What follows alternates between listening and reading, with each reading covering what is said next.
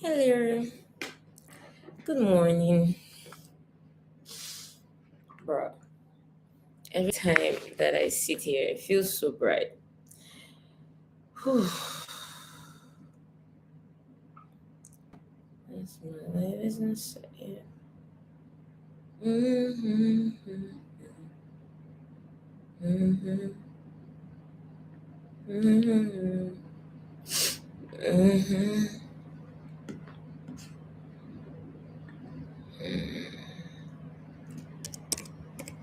Mm-hmm. Mm-hmm. Mm-hmm. Mm-hmm.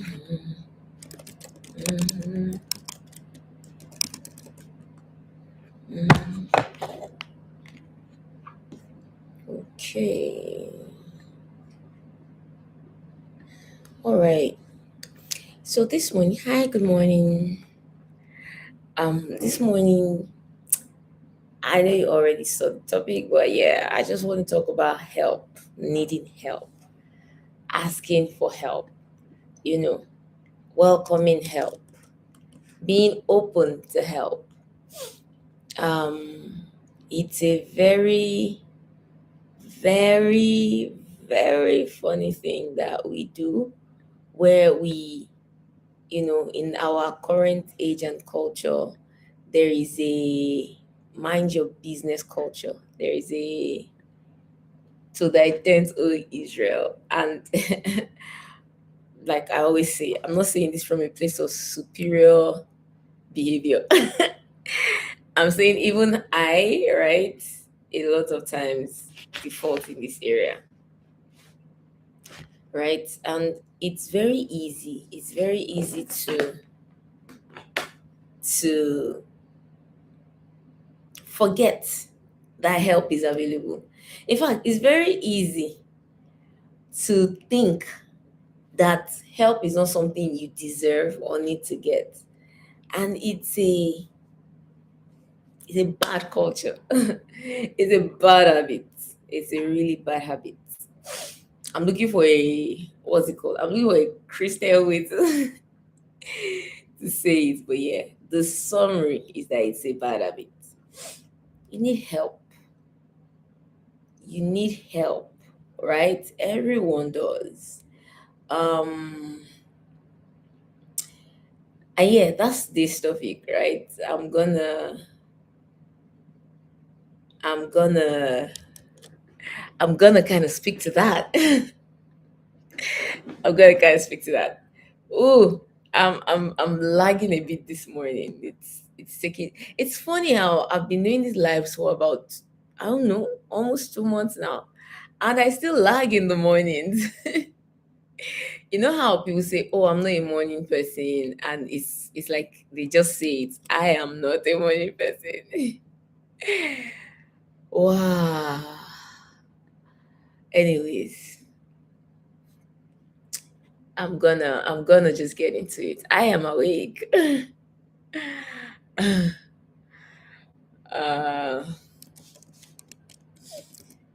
so yeah, needing help. It's a fundamental part of life, right? From the moment you are born, we believe this, especially believers. We know that when you're born, there are so many aspects of your life that will require you to work with people, partner with people towards growing. As you grow, you work with people more. As you grow, you you partner with more people. As you grow, you encounter more people. And in these encounters, you don't have a choice but to, you know, meet with more people. And in that space, one of the things that you realize, first of all, is your own insufficiency, right? It's very fascinating to me how oftentimes, especially as an adult, that I have faced or been met with my own insufficiency. English, Egbami. It's very fascinating how many times I have met with my own insufficiencies. And this is especially because As a person, I have built a culture of being very self-sufficient from childhood. It's you had to study, and I think I said it. I've not said it once. I've said it a lot of times. Oh, there's something flying here. I've said it a lot of times. I missed it. Oh, see, that thing is so distracting. It's those insects that are drawn to light and they fly around so much. Anyways, yes. So growing up, I've said it a lot of times that I had to be responsible for people other than myself. So I learned efficiency and sufficiency in like living. Living for me was learning efficiency and sufficiency. And so it's an interesting thing, right? It's a very humbling thing to grow up and realize that, hey, you may have learned this, you may think you're this, but you're learning, you're growing, and you are not 100. Basically, nobody is 100. Even on days when they feel like 100, they are not 100. The nature of our lives and our creation is such that we will need each other. We will need people. This light is messing with me a bit today, but I need it. It's just disturbing my eyes today. Oh, my glasses. The glasses are far on the desk. Anyways, it's that the nature of life, the nature of work, the nature of anything is that we need people. It's a what's the word? It's a fact of life that everything you will do and all you will become, it cannot be done alone. It cannot be achieved alone. It will always be. It will always be something that you need to do with other people, through other people, right? A lot of the greatest innovations, greatest this and that, those people had help. So the point of today's live, before I even go far, is to remind us that needing help is natural. Needing help is a fact and a part of life. You cannot do life alone without help from others. You cannot do life alone without, you know, some form of community and comrades or comradeship, for lack of better English. Today is one of those days where I'm awake, but my brain is catching up. But yeah, you cannot do help alone. We all need help. We all need help. And I mean, the easiest place or the first point of call would be to say, oh, the best person who can help you is God. But that's a given, right? We all know that. We all know that God will help you. I'm very we all know that God can help us. God helps. God gives help. That's what God does, right? God helps his children. But I'm even talking about helps in I said help in interpersonal relationships, help with the next person, help for and from the next person. You see, in today's world, we have that culture. It's very inbuilt, and it's increasingly inbuilt with social media because you can stay in your house. Recently, I was having one of those days that are not, when the day is not agreeing with you. I was having one of those days recently, and so I spent a lot of time trying to get my head in the right space. And I realized that that day I didn't have to call anybody. I could have called somebody and felt better, instantly on the phone call. But I went on Instagram, laughed. I watched a movie, laughed, and all because it was one of those YouTube rom-coms. And then I was fine. And I'm like, something in me knew this isn't right. But that's the world that we live in. In the world that we live in now, it's a world where if you're struggling, it's easier to go on your phone and watch a movie than it is to call somebody and have a discussion with them. If you're if you're having a bad day, it's easier to look for a comedy show than it is to onboarding to somebody and hear them counsel you or lift your spirits or pray for you. You would rather even, and let me not say you, because I do that too. We would rather look for strangers to relieve our stress than to connect more warmly with the people we know. And it starts from these things. So when I say we need help, I'm not just talking about it in the sense of, oh, so help me when I need money, help me when I need this or that. I'm talking about it in the sense of help generally. Help generally. Sometimes the help that you need is just people to agree with you, people to surround you, people to be like, oh, you are trying, you are doing a good job. Hey, no, no, no, no, no, God, day your back, it is well. Sometimes that's all you need. Sometimes that's all you need to hear. Someone to say you are doing good, you are doing well, you're doing a great job. And that is not that's not something that a stranger on the internet can. I mean, they are inspirational, motivational content makers. There are people like me who come online and just encourage you, remind you, and that's great. But how beautiful would it be if you heard that from somebody you know, somebody with whom there's already a connection, a relationship, right? And so that is where I'm sort of coming from today. One of my favorite characters in the Bible, not one of my, I think my favorite character in the Bible is David. Because I always take this to the Bible, right? So let's just go there. We might as well just go there. And David had this verse, right? David asked for help often. I mean, I was studying yesterday, my Bible here, my Bible is not here, my Bible is in the other room. I was studying yesterday the Psalms, and I saw a part where David is praising God. You know, when someone praise it, like he's praising God, and somewhere in the middle there, he chips in, "When will you help me?" And it continues. And I laugh when I saw that. I laughed. I was like, "This guy, don't want that, say that this guy is a man after God's heart, because he just knew how to maneuver those stories, like maneuver the discussion, like." God, you are great, you are mighty, you are good. There is none like you. You created the heavens, you created the earth. And where God's like, yes, yes, I did that. It's like, but Alpha, Baba, help your boy. That's what he did. He did that so well. But one of my favorite parts, right, is this part where he was in the cave of Adullam. Oh, you see, and in the cave of Adullam, so people know it to be a place where David was. Oh, excuse me. Whoa.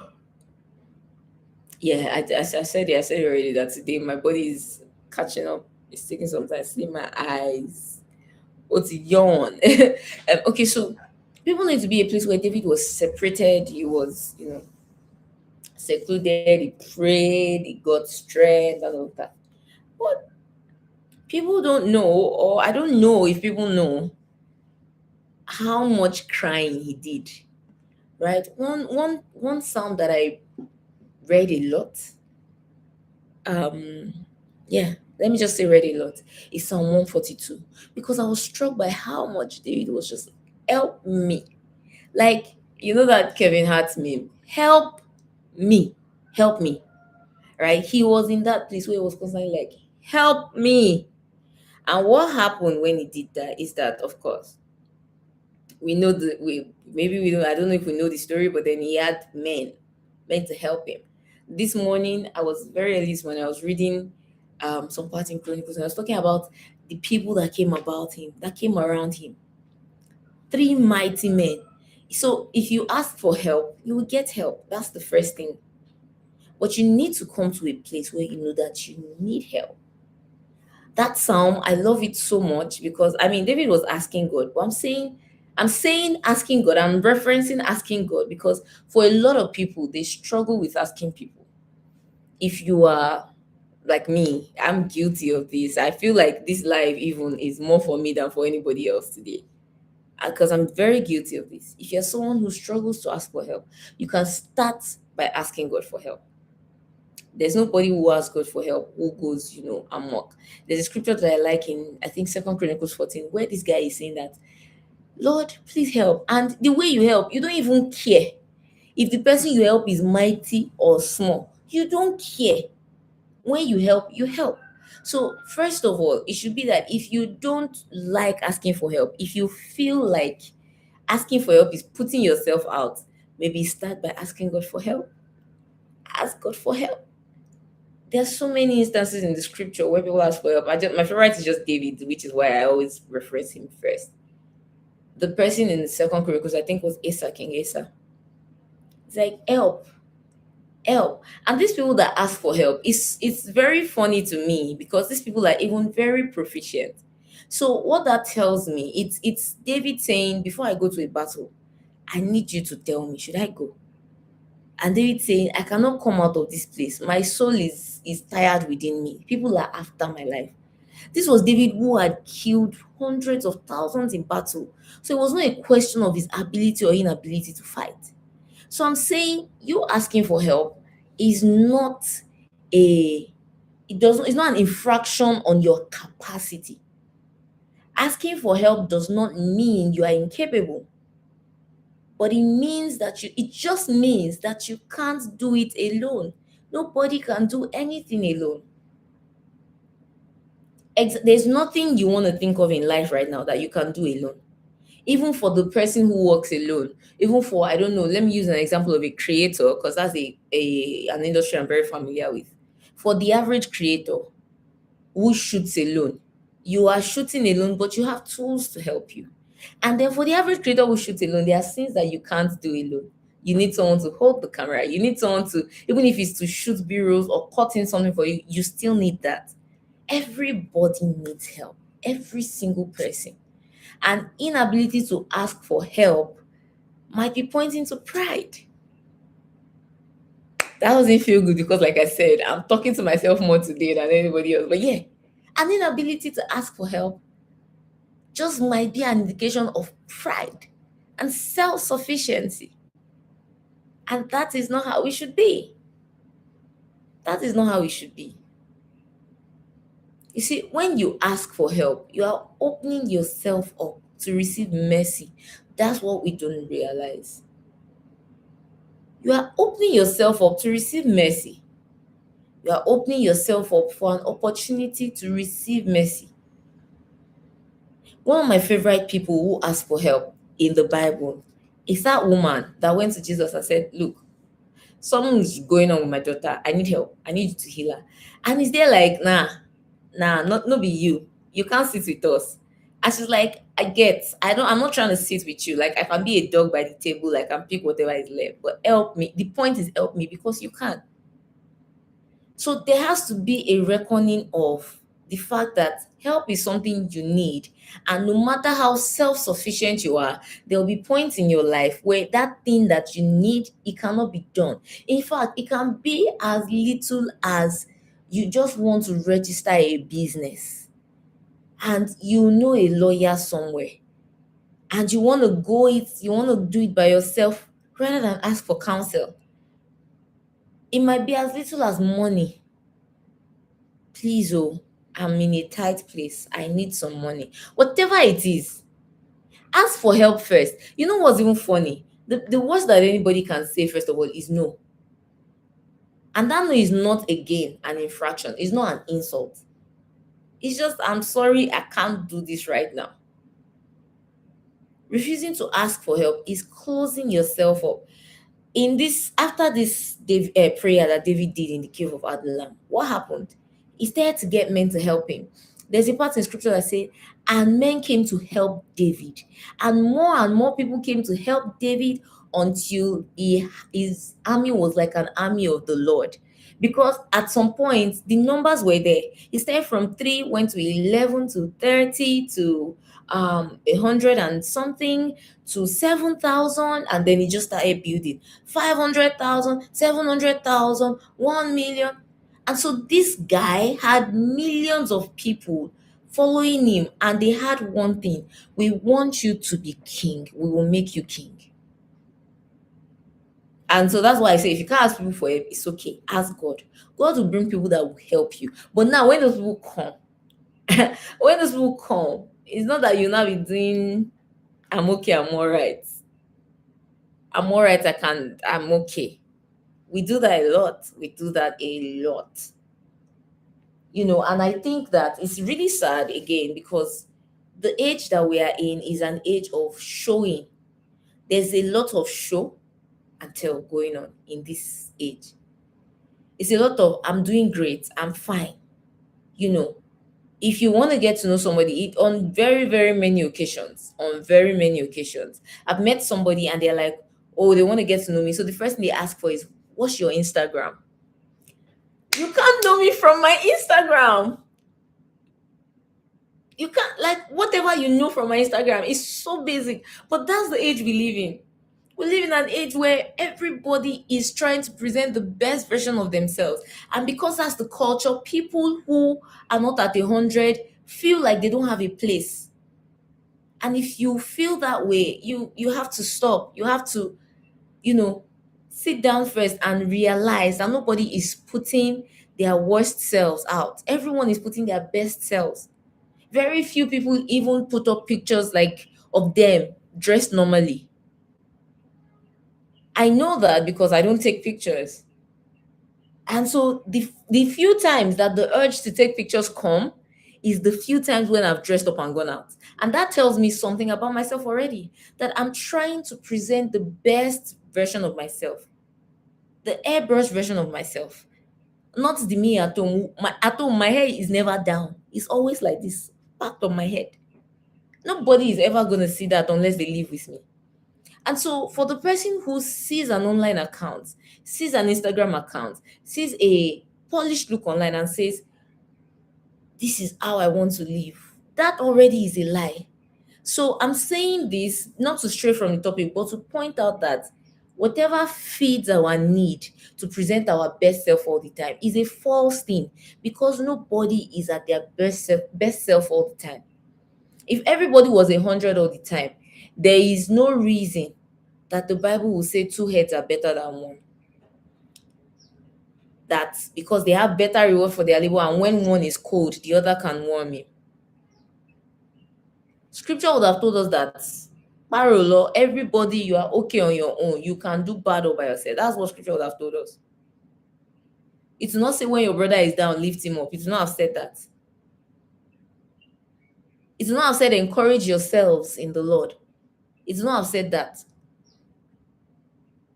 The reason that those things are there is to let us know that there will be times in your life when you need encouragement. And no matter how prayerful you are, no matter how self aware you are, no matter how mindful, I practice mindfulness as a culture, as a lifestyle, as a thing. Like, mindfulness is a huge part of my life. And there are days where in that mindfulness, I don't have the words. I'm saying I do lives every day to encourage people and build them up. And there are days when I don't have the words, nothing comes to encourage me until I call somebody and say, "Look, I'm down. I just need some encouragement. I just need someone to talk to." So it's not always help in terms of give me money, give me food, give me this. Sometimes it's that I just need someone to listen to me. I just need offside, but if you ever need someone to talk to, send me a DM. My Instagram is the same as the name of this thing. What do we read? You can send me a DM. I'm here. But yeah, you need to be able to acknowledge that to yourself. That I just need someone to talk to. I just need help. I just need someone to help me. I need someone to hold my hand. I need some sort of guidance.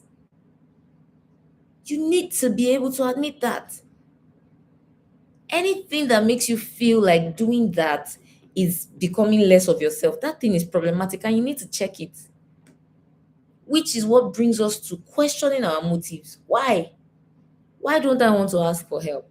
Why am I upset? Is there anything that is feeding? I say it a lot on these lives. Every time you see yourself doing anything and you know that this thing is get as it be, the first question should be why? Why? And what is feeding this behavior? You need to be able to track what feeds the things you believe about yourself, what feeds your behavior, what feeds your attitude, what feeds your responses to certain situations. So why can't I ask for help? Is there a place where I feel like I am better than everybody, maybe? Is there a place where I feel like I'm better than the people I want to ask for help? Is there a place where I'm scared of see finish? Is there a place where I don't want them to discuss my matter? Are those the things that are driving this reluctance to ask for help? What is driving your reluctance to ask for help? Because if you are reluctant, there's a reason. Otherwise, it comes easier. I know the funnier set of people. The funnier set of people is people that, by their proclamation, they love to help. but they don't ask for help. If you love to help and you don't ask for help, you might be veering into what we call in Yoruba afihàn, and what we call in English eye service. So it then becomes a question of, is this about your ego or about your heart? Is this about your ego in that you want to appear as somebody who is great at helping others, or is this about the state of your heart? One of my favorite leadership characters in the Bible is Moses. Moses was a fantastic leader. It could not have been easy to lead that many people. There were millions of them, I think. It could not have been easy to lead that many people. Moses was a fantastic leader. And he grew up in the palace, so he understood leadership and governance from a very, very academic POV, because the Egyptians are known to be one of the oldest civilizations of educated people. They were one of the first to study the sun, the stars, study arithmetic and geometric measurements, etc. So these were brilliant people. Moses had knowledge. When it comes to leadership, Moses was learned. I mean, he was trained in a palace. He was trained as a future king. He got the training that a future king would get. So he understood leadership and government structures. And based off of that fact, Moses decided that he would lead all these people by himself. And Moses almost gave up the ghost from frustration. Frustration almost killed him because shout, cry. At some point, Moses went to God and he was shouting at God, like, "Am I their father? Like, one fair few wala pa me. They want to remove the issue from my throat. They want to off me." He got there because he was leading them alone. And thank God for wise counsel. This is what I'm saying. You need people around you. Because his father-in-law then came to him and said, "This thing you are doing is not sustainable." And he told him, choose leaders in each tribe. Choose them, select them, let them come, let them lead. And when people have issues, they report, you choose the 7, you choose the 21, you choose the 100, you choose. By the time then he helped him to figure out how to develop that pyramid leadership. Because actually, leadership should be a pyramid. The president doesn't have to know about how many people don't eat in a street, but the local government chairman should know. That kind of thing. The president doesn't have to know about how many. When he's getting that information, he's not getting it as pay Iyabisi from house 2 and Auntie Bola from house 3 and Sister Catherine from house 10. He's getting it as, in this local government or in this region, 5 local governments have less than 10%. But imagine him getting that information diluted. That's a lot. And that's what was happening with Moses.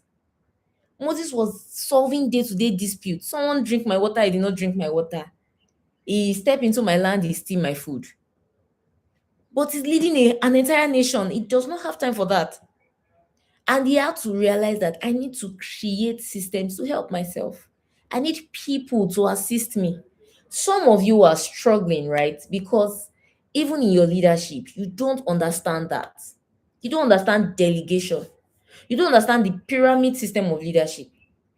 Is that you one leader, you want to manage, you want to do people management, you want to do the scheduling, you want to do the reporting, you also want to review the report. By yourself you will run the errands, by yourself you will deliver the errands, by yourself you will come up with the idea, by yourself you will execute the idea. You are killing yourself. And like Moses, you will end up in a place where you are angry.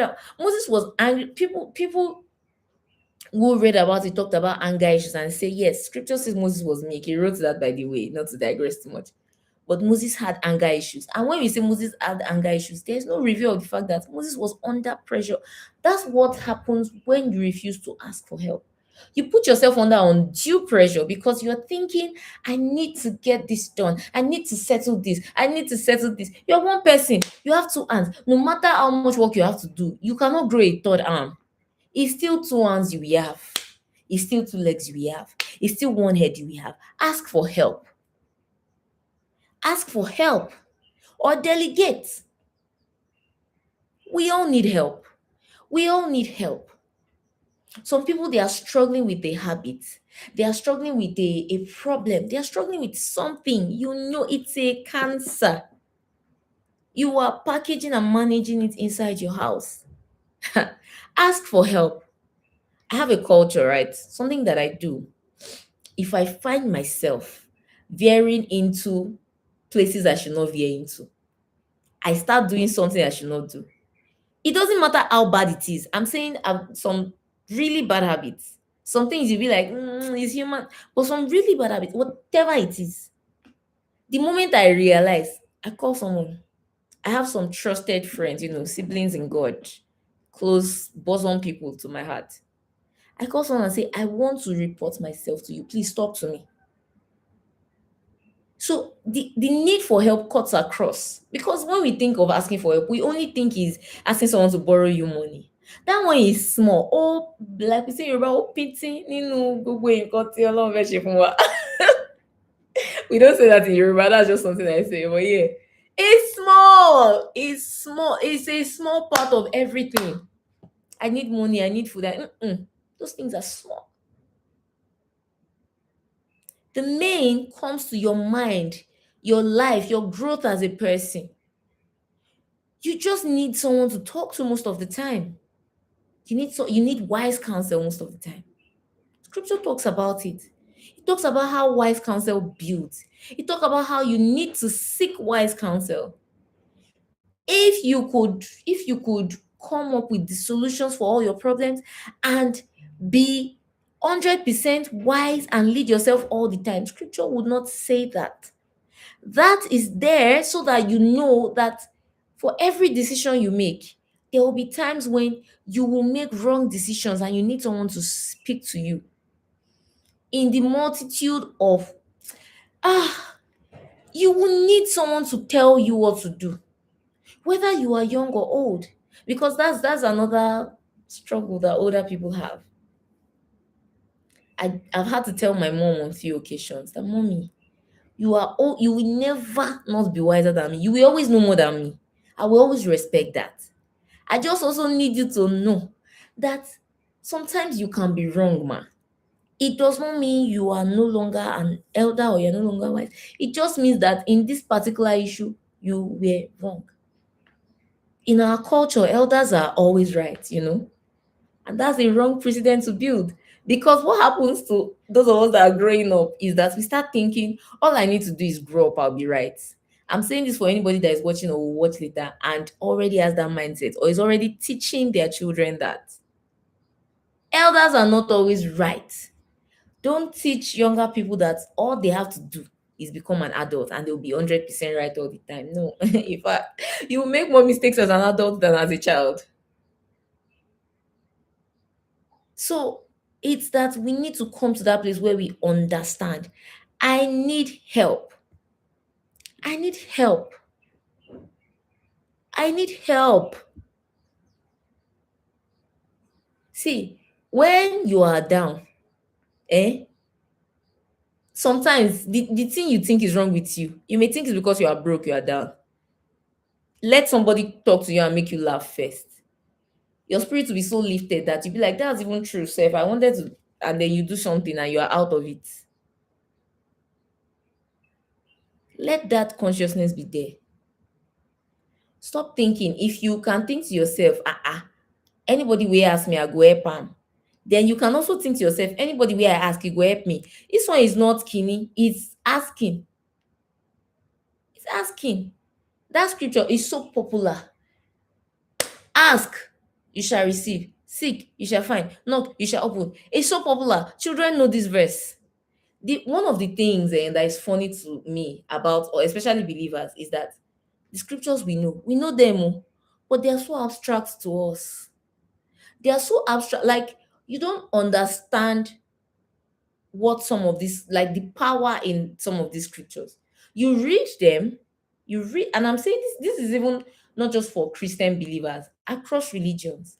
You read these holy books, you read them, you read them, you know what it says, but those things are abstract. Do you know what it means to say, ask and you shall receive? It means that all you need to do is open your mouth and ask. So what's stopping you from asking? That's the question then. What's stopping you from asking? Why can't you ask? If you can't ask, there's something wrong. There's something wrong.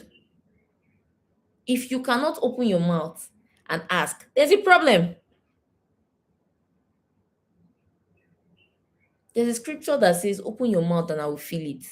I think Psalm 82, Psalm 81. Open your mouth and I will fill it. If you don't open the mouth, nothing will enter. If you don't open, we say it now, we say it in church, a closed mouth is a closed destiny. But some of us think the closed mouth is only a mouth that prays. It's only when the mouth is praying and saying, God, I want, I need, give me, give me. You think that's it. Sometimes the gift that God will give you, if you need money, you need connections. Is the money going to appear in your house? Are you going to wake up and see money under your pillow? No, we got those with this. So I've been wanting to say that since. That no big gadoos with this. I just didn't know where it would fit, but I finally found a place for it to fit. I finally found a place. But yeah, do you think that if you need money to come under your pillow? Do you think that if you need a contract approval somewhere, the contract will appear on the desk of the person signed? Do you think that if you need support of any sort, you are trying to build something, do you think it will come and meet you in your house? It will not now. God, I'm talking to myself today. Oh. It will not. That thing that you need, God has put it in someone's hand. You see, unless you are on a journey, like in the deserts where the Israelites were, where water needs to come out of a rock, everything you need, or where manna needs to fall from heaven, everything you need, God will put it in the hand of someone. You know why? In short, we're in the age where God has reconciled us to Himself. So we are like Him. Let me not even go into preaching Bible. So before, God used to want to do everything Himself because there was barrier, there was separation, there was distance. Now there's no distance again.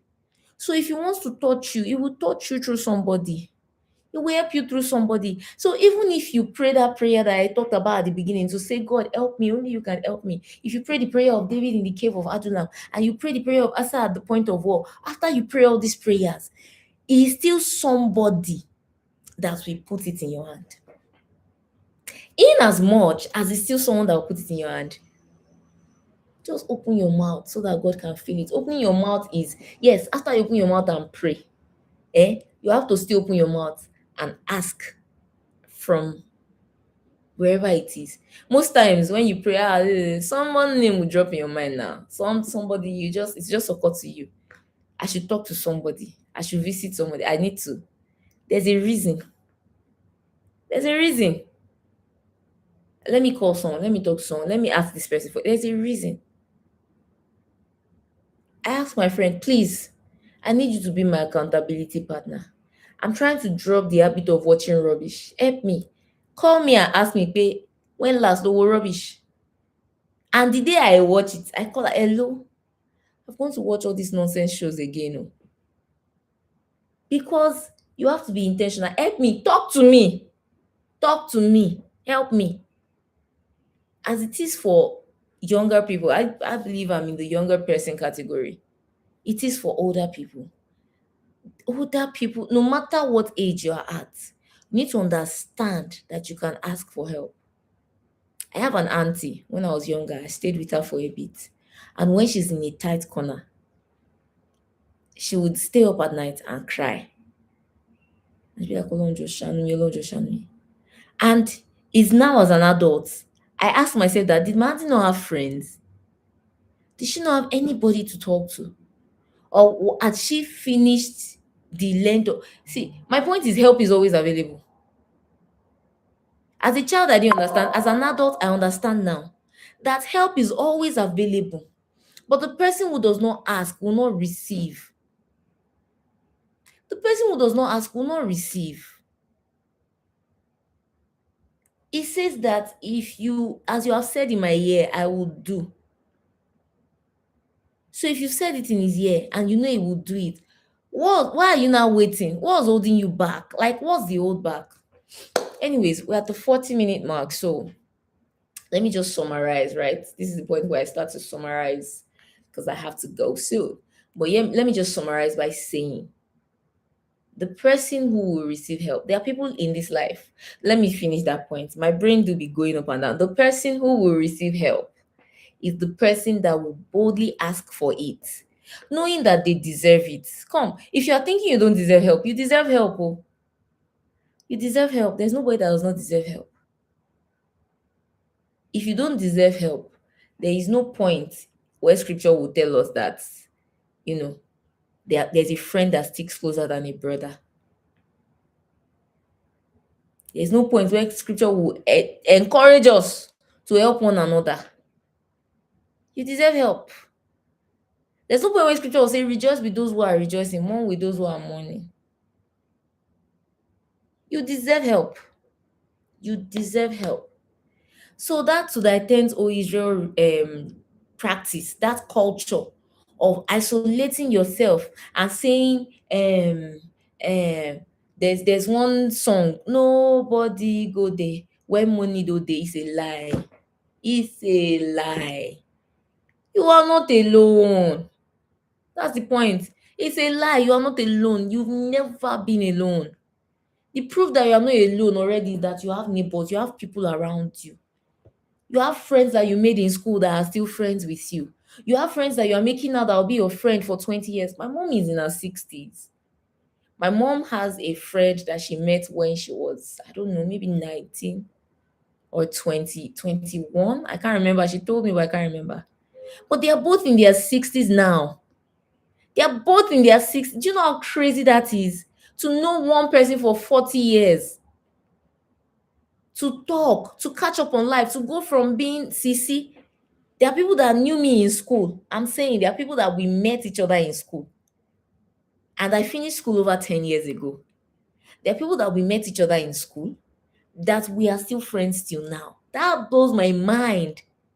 My friends have children, 7-year-olds, 8-year-olds, 10-year-olds running around.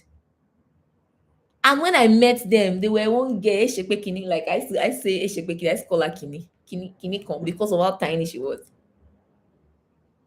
If you were meant to be alone, you will not have that. You have that because the God who made you knows that you cannot do life alone. Don't don't get to a place of hardship and enter a shell and lock yourself in a hole. If you ask for help, what will happen? You help people. The people that you help, are you judging them? Let's ask about that. Let's talk about that for a minute. So when you help people, do you say, wow, now wow? Is that how you help people? Is that the mind with which you help people? Don't you just help people? If someone asks you for help and you have, don't you just give? So why are you assuming now that if you ask someone for help, they will judge you and ridicule you? They will see you finish. What does see finish even mean? You know this thing called see finish. What does it really mean to you? What are you, because there is actually see finish, but what are you calling see finish? Is it vulnerability with someone else you are calling see finish? Is he admitting that today, oh, I need you, I need your help? Is that what you're calling see finish? What is see finish to you? There's that song, Kirk Franklin. I need you, right? You need me. We're all a part of God's body. Stand with me. Agree with me. We're all a part of God's family. It is His will that every need be supplied. You are important to me. I need you to survive. I pray for you.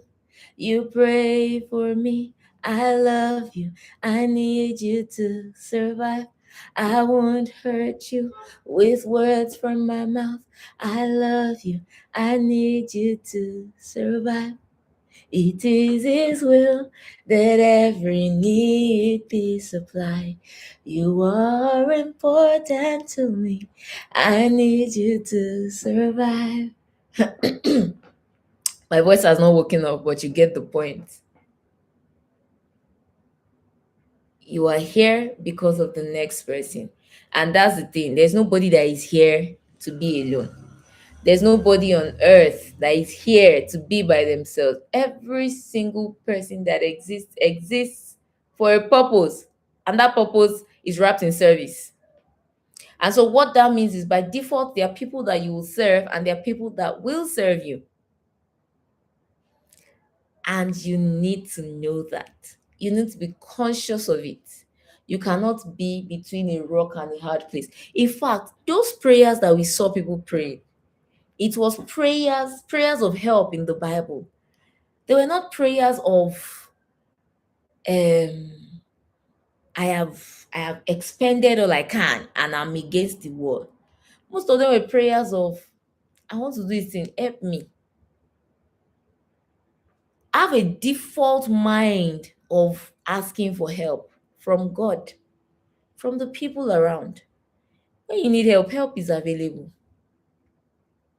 How big there's a question someone asked me one day, right?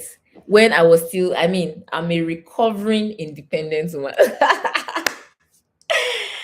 That's such a random thing to say, but I'm a recovering independent woman in the mainstream sense of the word, right? Right? Not in the real sense of it, in the mainstream sense, in the low key, somehow like rude sense of it, right? And someone asked me one day, he's a friend, he said, why can't you ask for help? He said, how big is the problem in your life? Like, with the problem that you're passing through, destroy my own life. How big is the problem that you cannot share it? I don't know. When he said that thing, I laughed and laughed because that's it. How big is the problem in your life? With that problem, destroy another. Like when you ask for help from someone else, with the problem you are passing through, suddenly render them helpless as well. Will it put them in trouble? Will it destroy? Will it unsettle their life? Like, has it ever been that someone calls you and says, I'm going through a lot, I need help, and your own life to just scatter? Has that ever happened to you? So yeah, when he said that, I laughed so much. I'm like, okay, I get it. I get it. I get it. I get it. And so, what have I come here to say today? What's the summary of all of this? We all need help. There will be times in your life when the chips are down, when it's tough. There'll be times in your life when it's hard. There'll be times in your life when the struggle is real. And in those times, guy, ask for help. Look around you.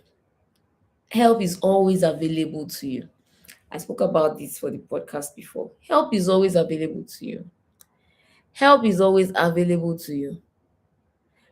Be in a place where you can go to God and say, God, I thank you. Now you they help me so far, but please help me further. Because the way that this thing is going, kò fẹ́ yé mi, ó ti dàrú mọ́ mi lójú, help me. I don't dey confused like this. You need to be able to do that. You need to be able to humble yourself before God. You need to be able to humble your heart. That's all I came to say today. If you listen to this at any point, if you listen to the full live before I take it down and change it into a short video, whatever, if you listen to any part of this, just keep the main point in mind, which is that help is available to you. Ask freely. God is willing to help you. God will always raise people to help you, but you need to be ready to ask freely. You need to be ready to ask freely. That is all I came to say today. To Jesus be our glory. So yeah, if you watch this, if it encouraged you, if it resonated with you, if it touched you in some way or somehow, I do this every day except Sundays at 6:30 a.m. I do a live stream for encouragement every day at 6:30 a.m. Some people will be watching this as a short video. If you're watching this as a short video, like a 10 minutes, 5-minute video, there's a fuller live stream, which is usually almost about an hour long, where like I talk about these things in length, and it's from 6:30 a.m. to 7:30 a.m. WAT every day. 6:30 a.m. to 7:30 a.m. WAT every day except Sundays. If this blessed you, encouraged you, brought something to your remembrance, lifted your spirits in some way, then my work is done and I'm blessed. Thank you so much for watching, and I'll see you. Today's Saturday, right? I'll see you on Monday. Whoa, it's already the 10th. Wow, the year is running. I'll see you on Monday. Bye.